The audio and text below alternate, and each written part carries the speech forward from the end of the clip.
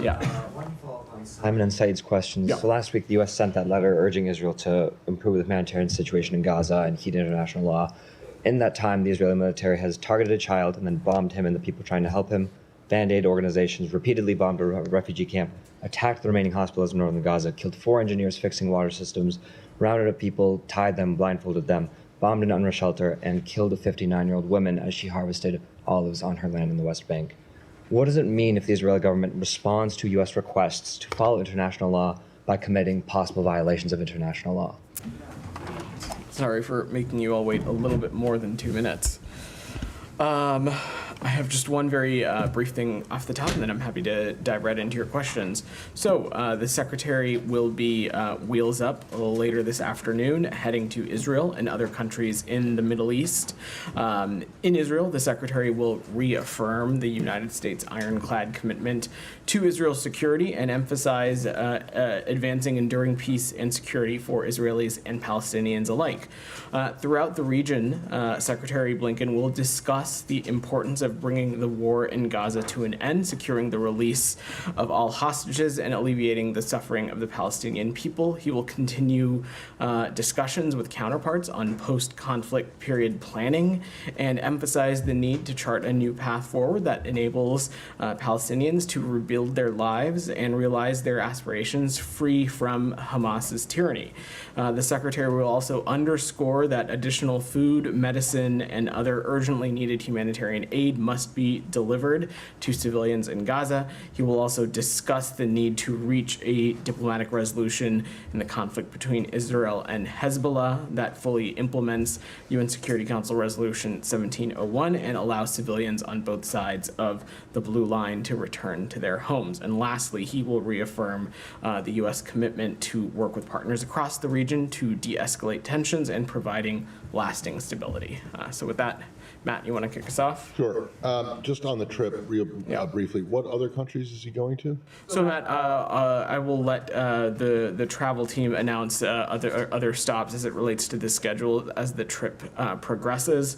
At this point, we can certainly share that he will be going to Israel, but additional stops are to be announced. Okay, and then on this whole leaked document thing, on the intelligence assessment of Israel's preparations for a response, does that play any? Is that a problem for him on this current trip?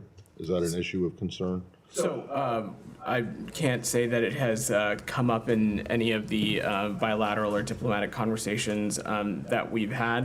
What I can say is that we have seen these reports as well, and as the president said earlier this morning, we're certainly concerned about them, but in terms of the specifics as it relates to this incident, I will let the Department of Defense, the intelligence community, and DOJ speak to it, and I certainly don't expect it to have any bearing as it relates to the Secretary's not only his travels, but the objectives that the Secretary is bringing to this trip. Okay, thank you.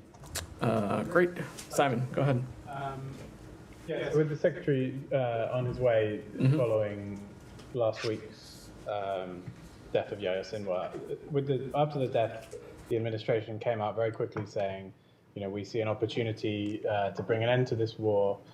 We want to get a ceasefire deal. But in the intervening time, the Israelis seem to have sort of doubled down on their approach. There's been a lot of death in northern Gaza. They're also bombing Beirut. Do you feel like that message that this is a time to take advantage of this moment to end the war has been heard from the Israeli side? Well, Simon, that's exactly why he's going to the region, to have these very important conversations with partners in Israel and counterparts in other countries as well. Let's not forget where we were just a couple of months prior, in which the government of Israel had indicated that it had supported the bridging proposal that was in line with the contours of what President Biden had announced earlier in the spring when we were talking about what was needed to achieve a ceasefire in Gaza. And Sinwar continued to be an obstacle. Obviously, we certainly are not going to speculate on the leadership of Hamas or what form that takes, and certainly the same decision that was in front of Mr. Sinwar, that same decision is in front of Hamas and whatever its leadership will be, in that whether they want to end the suffering of the Palestinian people, if they want to end the suffering that has been brought about them.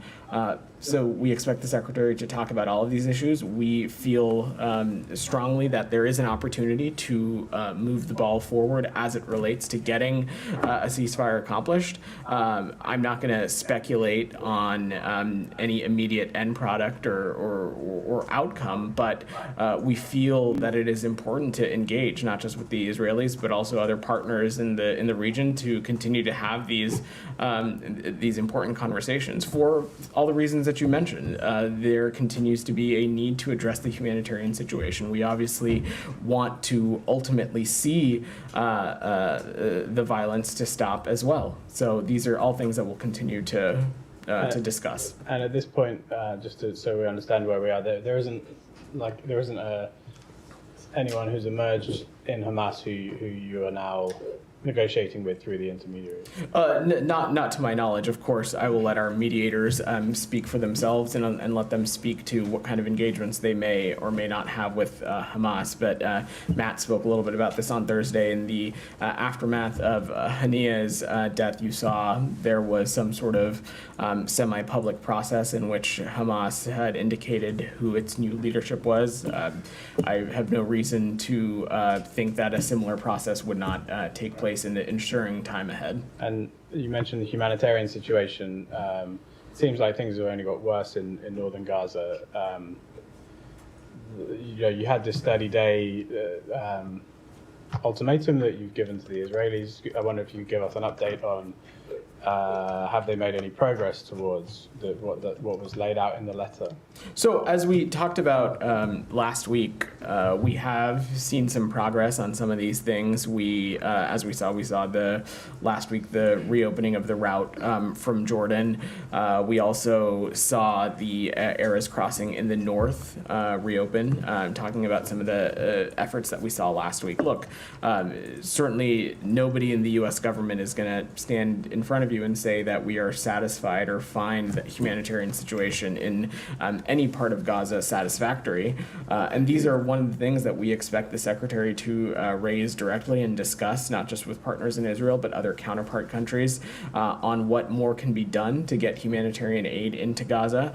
A number of border crossings, to answer your question specifically, Simon, are open. We are seeing truckloads enter the Gaza Strip, and we'll continue to press for more. Absolutely more is needed. More food, more water, more humanitarian aid overall. Just on the situation in northern Gaza, it doesn't seem like the humanitarian situation has improved dramatically, and there's been an increase of bombings, lots of deaths reported, lots of airstrikes. I wonder if the people of Gaza, especially those in northern Gaza, based on your rhetoric after the death of Sinwar, might have thought that this spelled positive news, but then the weekend probably hasn't left them with that feeling. So, what would you say to those people who are saying, well, why aren't we getting humanitarian aid in? Why are we still being hit with these airstrikes? Well, a couple of things. Simon. First, as it relates to the letter that Secretary Blinken and Secretary Austin sent to Israeli counterparts, it had a 30-day stipulation, and there are a number of factors in that letter, of course, in which that we have not seen the totality of progress achieved. That being said, we have seen some positive steps in the right direction from last week, and we have seen some of that continue. Broadly speaking, of course, more needs to be done. But the broader point here, Simon, is that entities in the region are faced with a choice now. Whatever the leadership of Hamas looks like, and Hamas as a whole, they have a choice on whether they want to engage meaningfully in continuing the conversations that had taken place earlier in the year when we were talking about achieving a ceasefire in Gaza. We think that continues to be the best path forward in which will alleviate the humanitarian suffering of the Palestinian people, but also allow the remaining hostages, of which there continue to remain 7 American citizens, are able to return home. And that continues to be an enduring priority for us. And I know it is for others in the region as well. Leon. Yeah, I understand. The Secretary feels important to continue to engage in the region, as you were saying. What do you think his leverage, or the U.S. in general, his leverage is 2 weeks ahead of the elections, going back to the region? Are his hands tied? Is he going to be listened to? Can anything happen? Leon, I kind of respectfully disagree with the premise of the question, and I'm going to evoke what many of you have heard Secretary Blinken say pretty regularly, is that, in this department and in his role as Secretary of State, and I would say that extends to all of us that work for him, we don't do or engage in politics. We are engaged in policy, and what I can say unequivocally is that pursuing a ceasefire as it relates to Gaza, pursuing a ceasefire in Gaza is in the interest of course, the Palestinian people, because it will allow an additional influx of humanitarian aid, create the conditions, hopefully, for further conversations to happen so that we can see a independent Palestinian state and a Gaza Strip that is no longer a springboard for terrorism on the Israeli people, and a Gaza Strip that is hopefully unified with the West Bank as an independent state.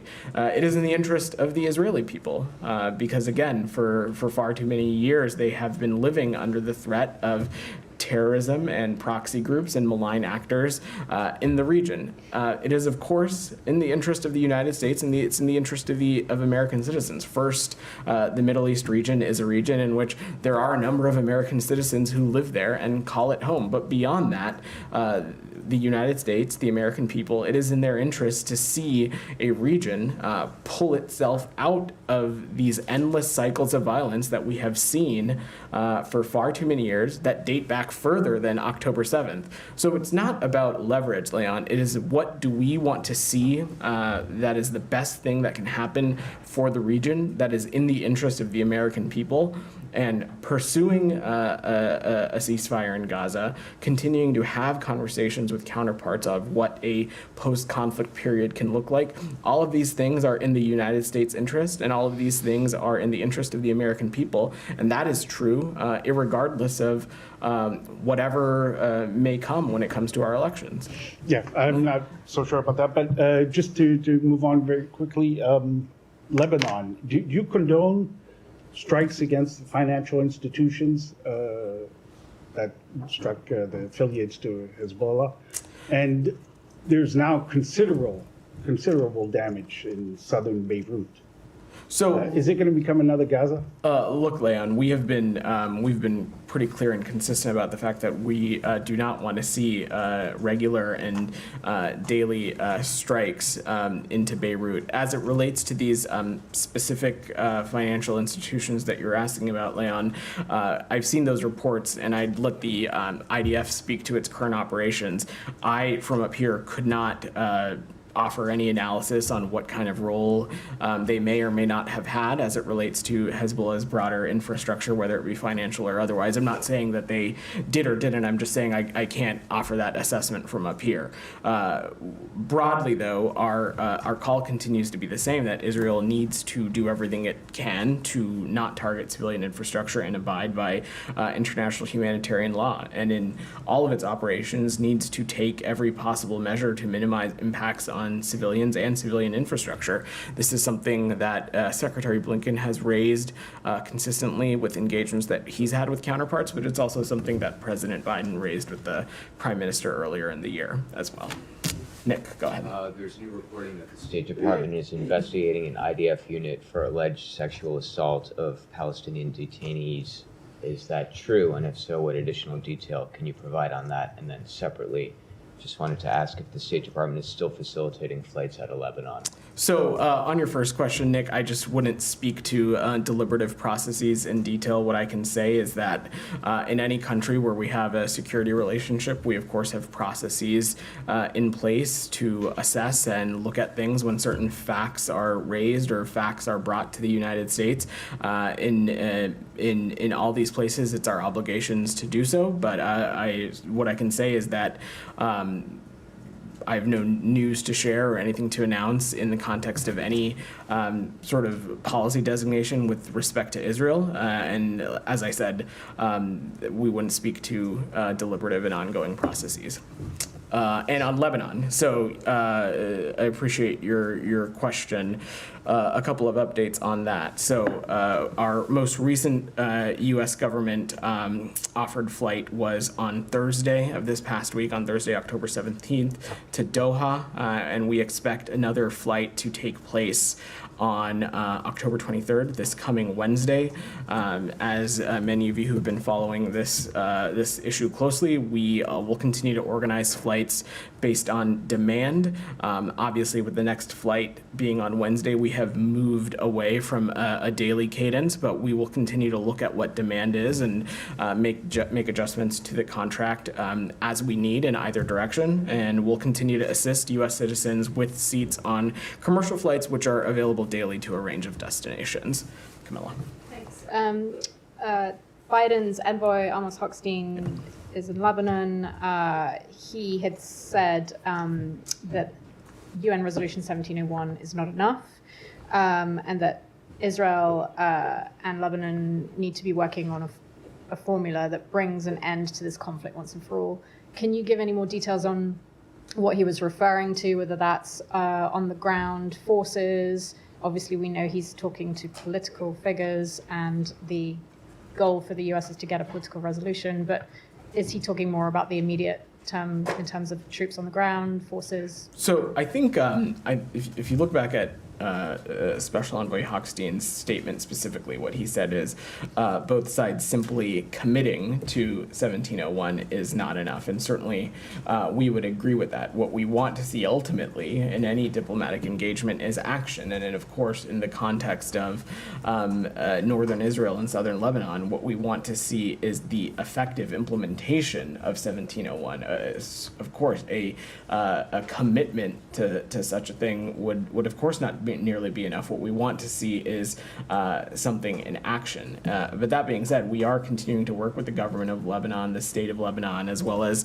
the government of Israel to get a formula that brings this this conflict to an end for once and for all. We are ultimately seeking out a diplomatic resolution. Our North Star and our goal here continues to be creating the conditions that will allow civilians on both sides of the blue line to return home. And can I ask about this Axios reporting earlier today?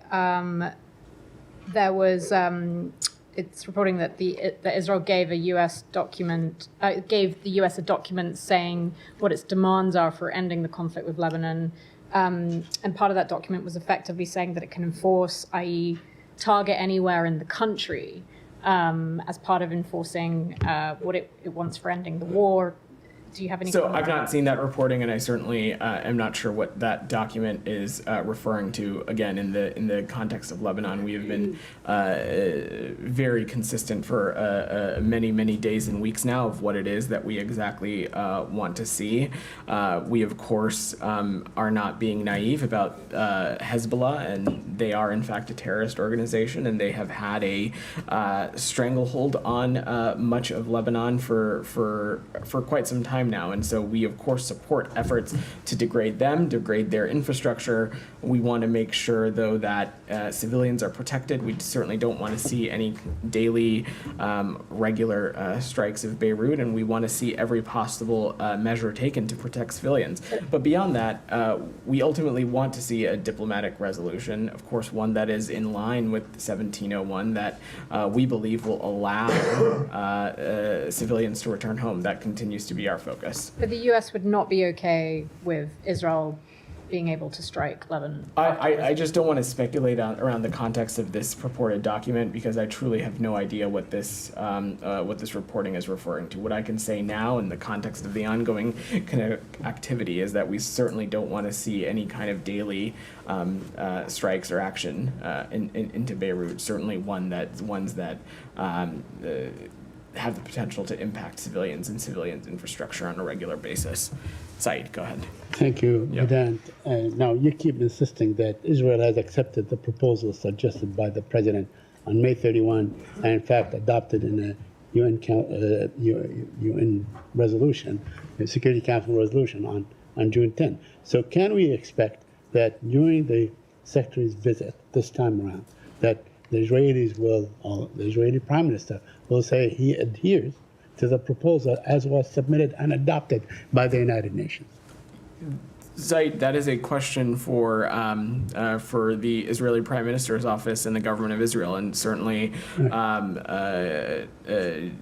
we are not spokespeople for them, and I will let them speak to whatever it is their approach is now in the immediate after days of Mr. Sinwar's death. What I can speak to is what the United States approach is, and that, Saeed, you heard me speak to Leon and Simon a little bit, in that for many, many, many months now, Mr. Sinwar had been the major obstacle to getting to a yes. Of course, time has passed since then, and there need to be continuing conversations that need to be had. Details as it relates to the proposal continue to need to be ironed out. And ultimately, this is a decision that only the Israelis can make and the Israeli Prime Minister can make. But what the message that the Secretary will be bringing is that a ceasefire in Gaza, one that ends the conflict, one that allows an additional influx of humanitarian aid, one that creates the conditions for the remaining hostages, including the remaining 7 American citizens, to return home.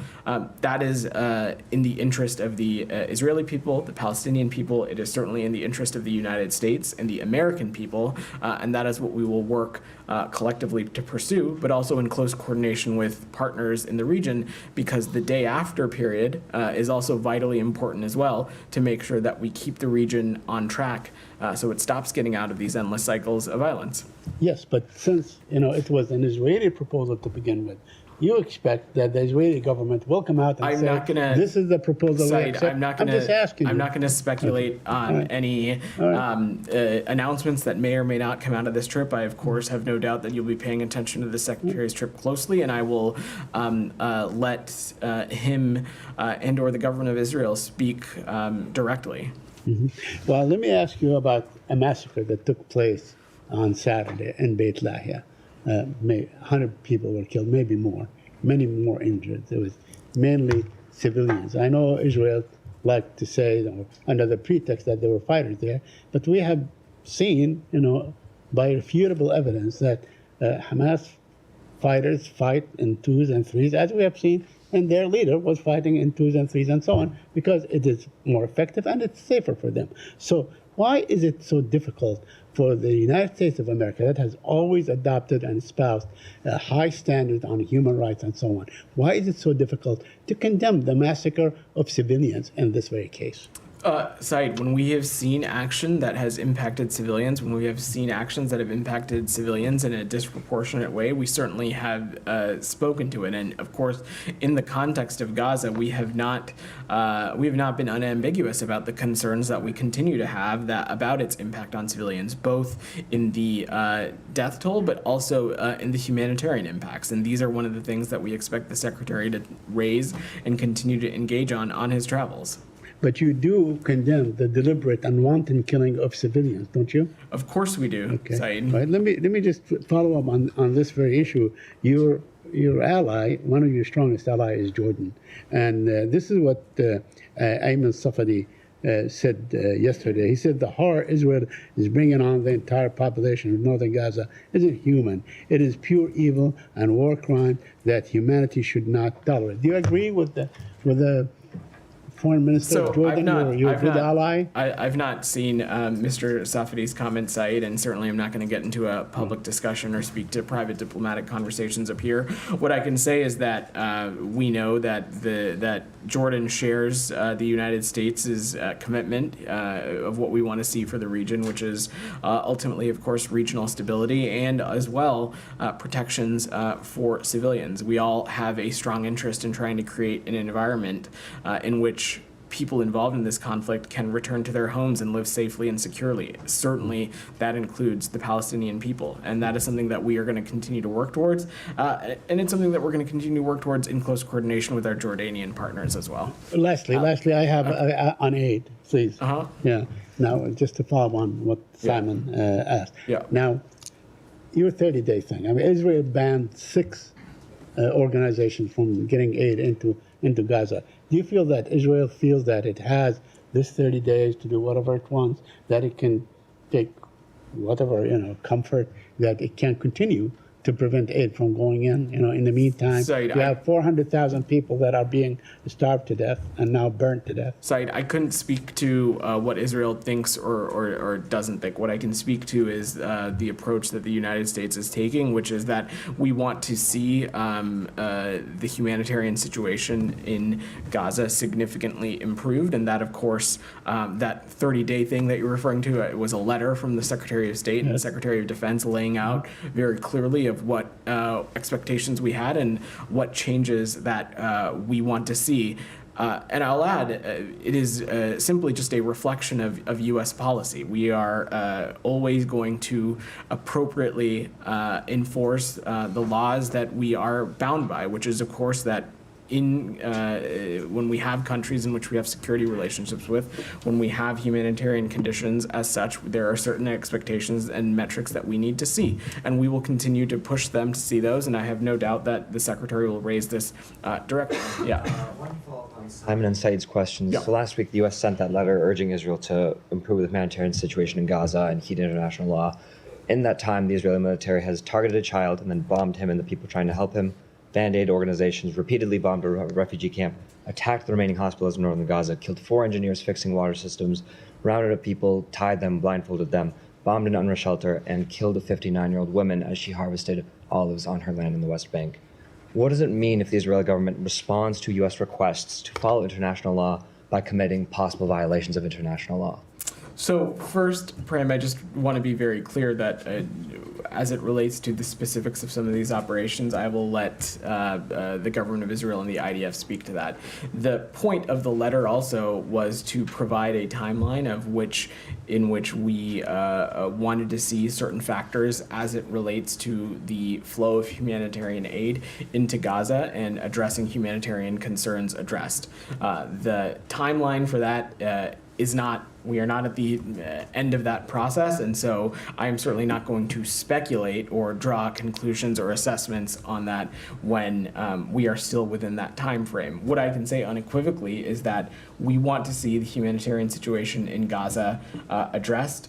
We, as Matt spoke about last week, we saw a couple of benchmarks move forward, specifically the opening of some crossings. That is, of course, a positive step in the right direction.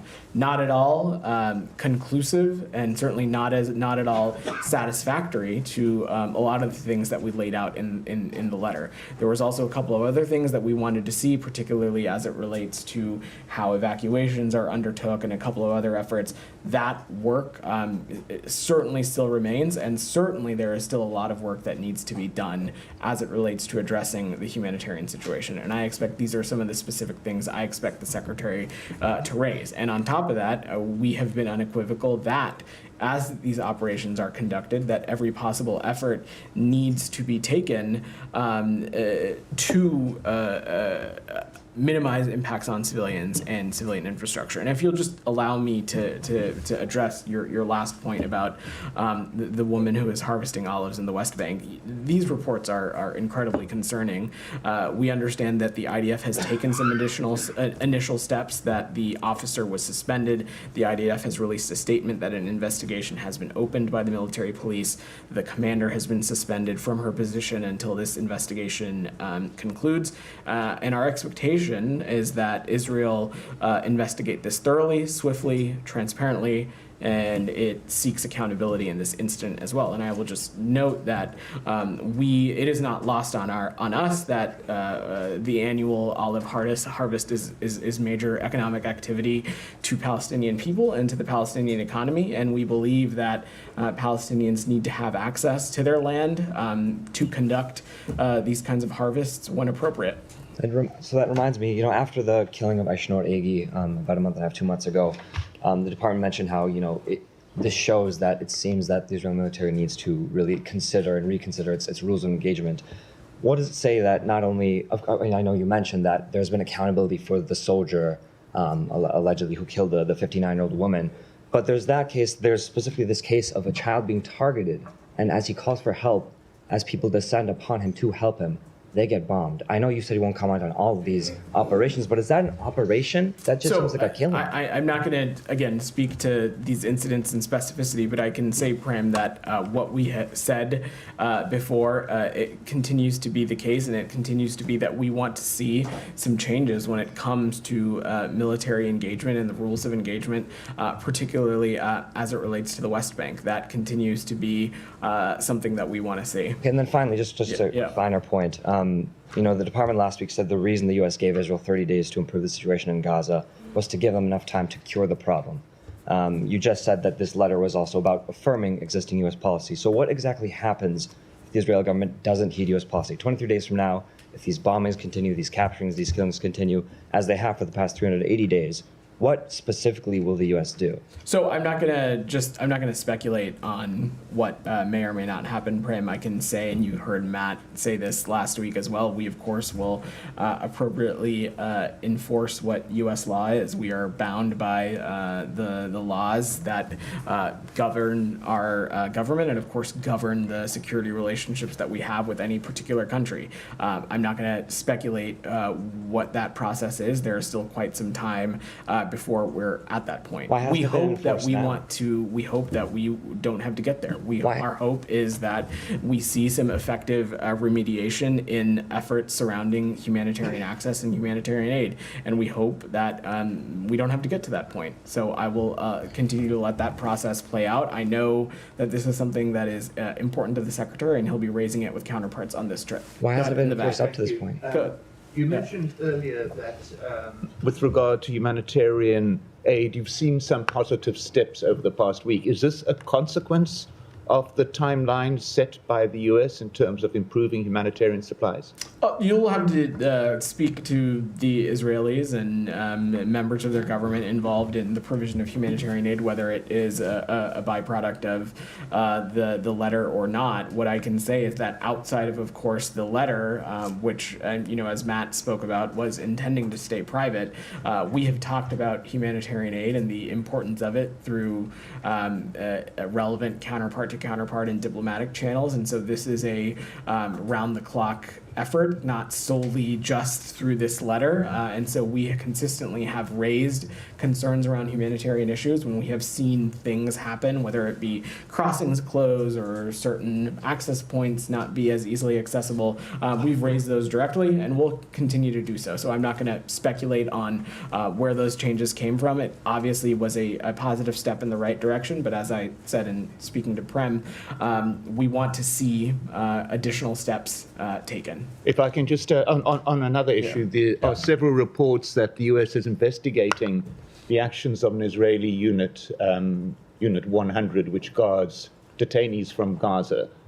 Can you comment on that at all? This is what happens when you come to the briefing a little tardy. I spoke to this question already, so I will I'll point you back to the transcript, but just say broadly that we certainly would not speak to any kind of ongoing efforts that we may have or have not in place as it relates to any country in which we have security relationships with. We just wouldn't speak to that.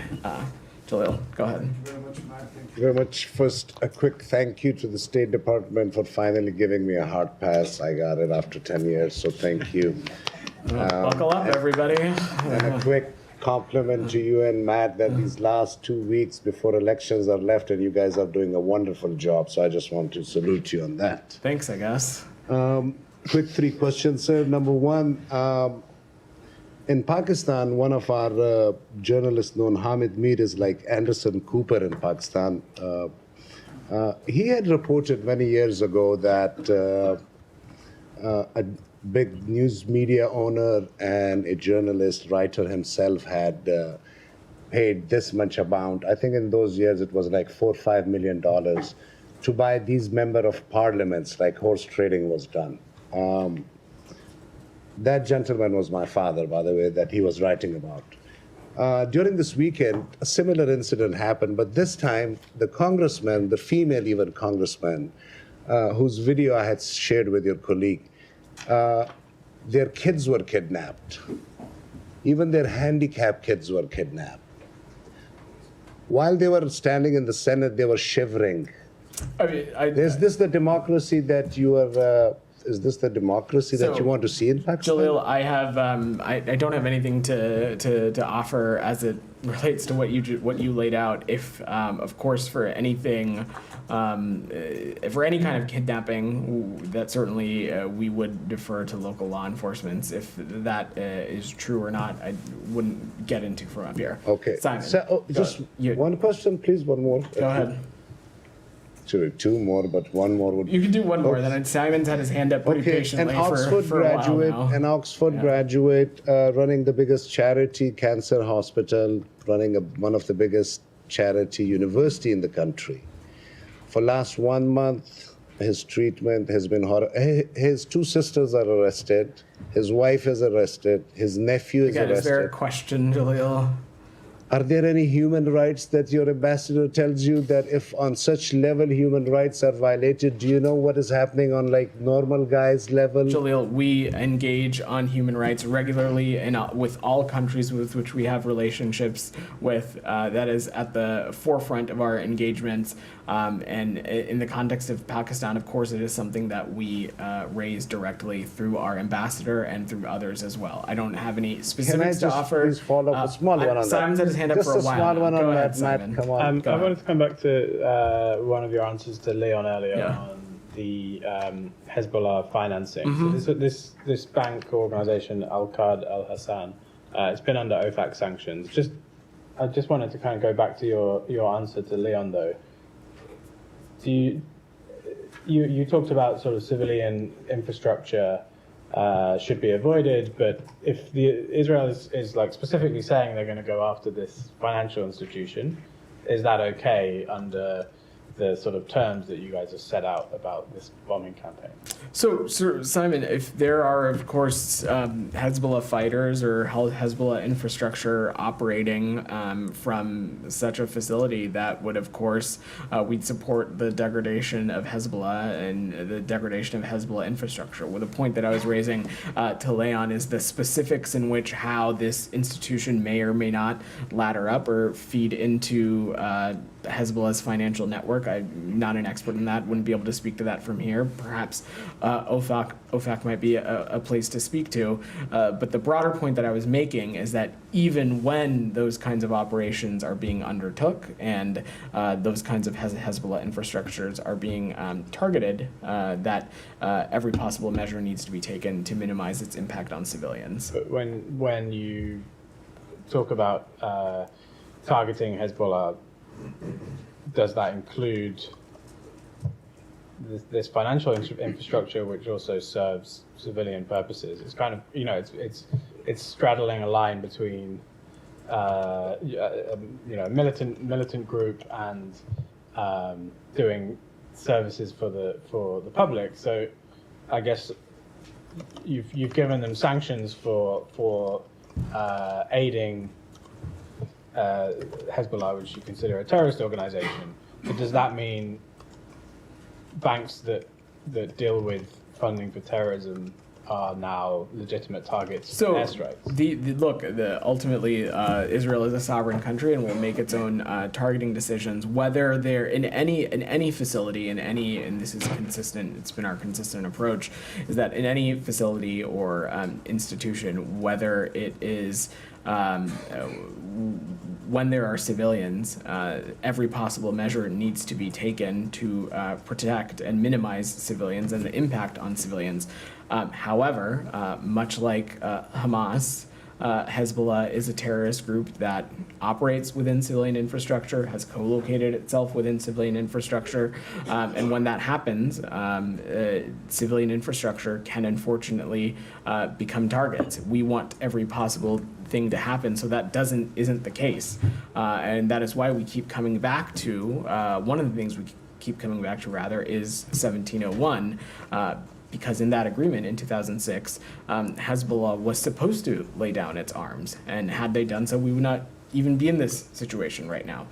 So again, I'm don't have any specific thoughts to offer as it relates to this particular institution. Israel will ultimately make its own targeting decisions, but even when there are terrorist actors at or embedded within civilian infrastructure, appropriate measures need to and should be taken to minimize its impact on civilians. They make their own targeting decisions, but they're using your weapons, so you do have some legal requirements to have some influence on that. But just to be clear, what you mentioned Hamas as a kind of parallel to this, I think it's pretty clear that Israel's approach to Hamas has been every official, whether they're militant, whether they've ever picked up a weapon, if they're part of an organization called Hamas, is a legitimate target, right? That's been their policy in Gaza. I'll let them clarify their approach, Simon. It's not for me to speak to. If that's their policy in Lebanon, Hezbollah is a slightly different organization. Hezbollah has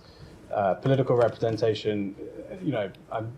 I'm just hypothetically, there could be people working for this financial organization who have no connection to militancy, in that they've never committed a violent act.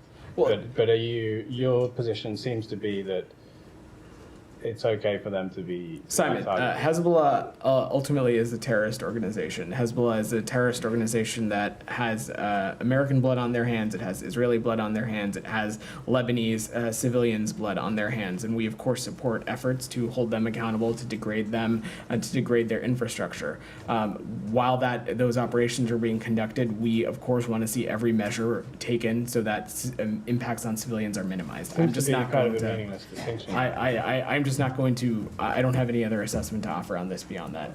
Jackson, go ahead, and then we'll probably wrap.